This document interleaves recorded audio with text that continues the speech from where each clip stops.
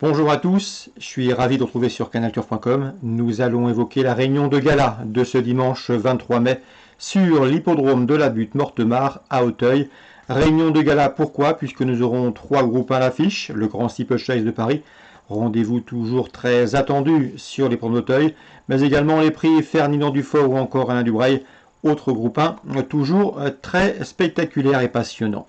J'aurai ensuite des informations à vous transmettre en réunion 3 à Châteaubriand, où les trotteurs seront en piste, sans oublier quelques infos également en réunion 4 sur l'hippodrome du Lion d'Angers, où là aussi j'ai pu converser avec quelques entraîneurs y participant. Sachez également que si ce programme vous convient, s'il vous donne satisfaction, qu'il ne faut pas hésiter à le liker, à le partager, vous savez comment faire en cliquant sur les petits pouces levés prévus à cet effet. On commence par le quintet de ce dimanche 23 mai à Auteuil, le prix Wild Risk. Première réunion, course 3. Dans cette épreuve, nous avons une course référence, à savoir la grande course de printemps disputée fin avril. Ce jour-là, le numéro 6, King of Run, se classait deuxième, devant Super Alex le 3 et devant le numéro 4 également, Anouma Freedom, affiché troisième.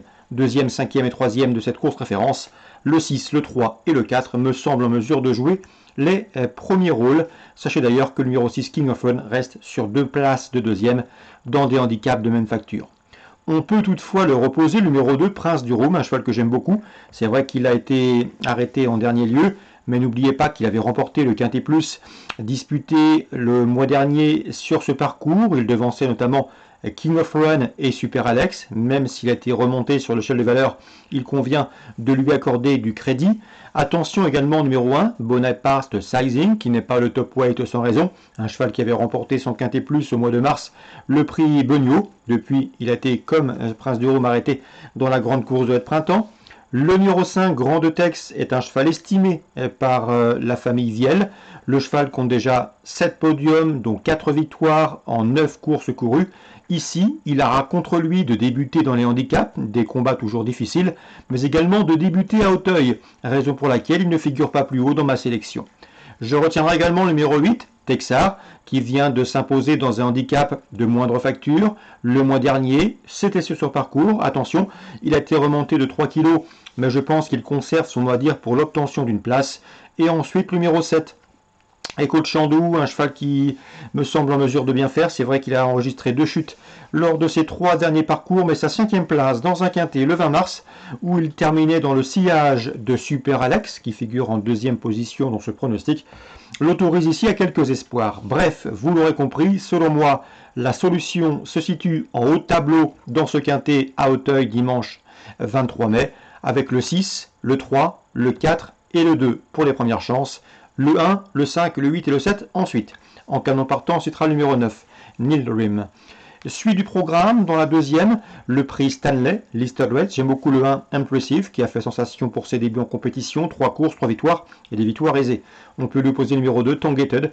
Premier, deuxième, telle est sa musique actuellement.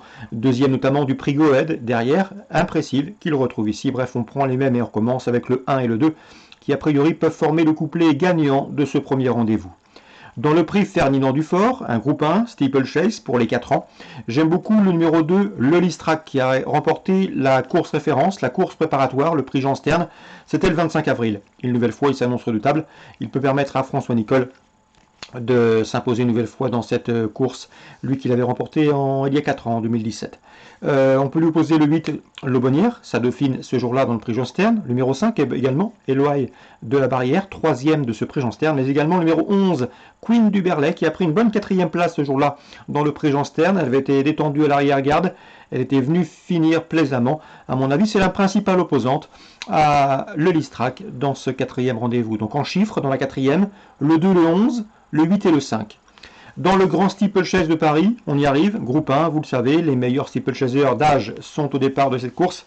Nous avons notamment les 2 derniers lauréats, Cariacou, lauréat il y a 2 ans, ou encore Docteur de Ballon, qui a remporté cette course en dernier, une course qui avait été disputée au mois d'octobre. Vous le savez, Christian Ether oblige, le calendrier avait été fortement modifié.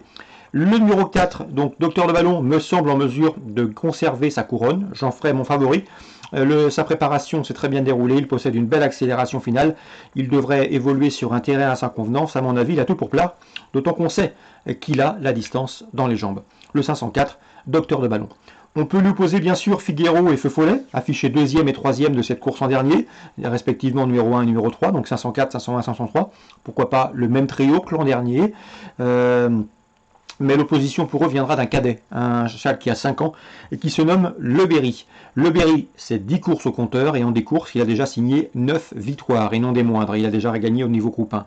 Et en dernier lieu, dans le prix Ingré, il a fait une grosse faute à la dernière OM, mais il s'est relancé magnifiquement pour dominer Figueiro et Feu Follet qu'il retrouve ici. Donc il a prouvé qu'il avait la pointure. C'est à mon avis le principal opposant à Docteur de Ballon dans cette course. Donc 504 Docteur de Ballon. L'opposition pour moi, le numéro 9, Le Berry. Mais Le Berry n'a pas encore prouvé qu'il tenait la distance. C'est le bémol me concernant. 504, 509, le 1 et le 3 ensuite pour l'opposition. Dans la 6e, j'aurai un coup de cœur spéculatif à vous indiquer. Une information fournie par Jérôme Marion. Il m'avait indiqué qu'il en escomptait de bons débuts sur cet obstacle à Saint-Brieuc. Le cheval lui a donné raison en s'imposant. Depuis, il était confiant également dernière fois à Saint-Brieuc. Le cheval lui a encore donné raison en prenant une bonne 3e place. C'est un cheval qu'il aime beaucoup. Il ne sera pas dérangé par l'assouplissement des pistes, bien au contraire. Et dans ce lot, il pourrait bien venir pimenter les rapports d'un trio. C'est le 602, Mamboson. On passe maintenant à Châteaubriand, Réunion 3. La deuxième, j'aime beaucoup le 206, c'est Guinness du Bizet, qui sera ici déféré des postérieurs et plaqué des antérieurs, contrairement à ses deux dernières sorties. C'est une bonne jument. À mon avis, elle sera tip-top pour cet été à Cabourg, mais ici, elle affronte des lots à sa portée. Elle n'a pas les gains en rapport avec son potentiel. Le 206, Guinness du Bizet, à suivre ici, mais également cet été à Cabourg. Dans la 7e, j'aime beaucoup le numéro 8, Galéo, qui vient de s'imposer très plaisamment à Mort de Bretagne. Le départ reste son point faible, mais s'il consent à partir correctement et ne pas concéder trop de terrain partant, je pense qu'il peut confirmer son dernier succès, son succès du 28 avril à Mort de Bretagne. À mon avis, c'est le cheval de la course. Je lui poserai le numéro 4, Ghostbuster. Séverine Raymond était confiante la dernière fois lorsque nous l'avons contacté. L'interview était disponible sur notre site.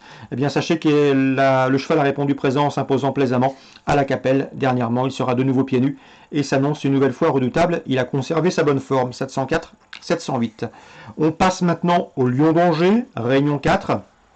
Pour Lion d'Angers, je sais que Thierry Pochet est confiant que le 203 Clény, il peut prendre sa revanche sur Alcatraz Island le 8 ou encore Regaxos le 12 qui l'ont devancé dernièrement sur le Steeplechase de Nantes.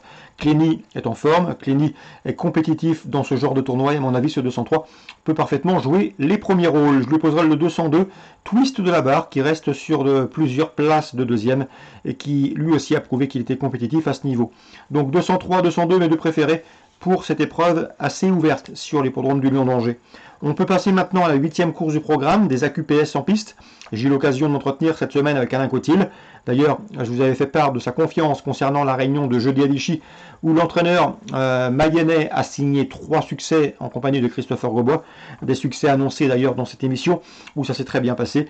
Et bien pour cette 8e course au Lion d'Angers, il présente le 804 Day. Elle est en constant progrès, elle doit pouvoir jouer les victoires.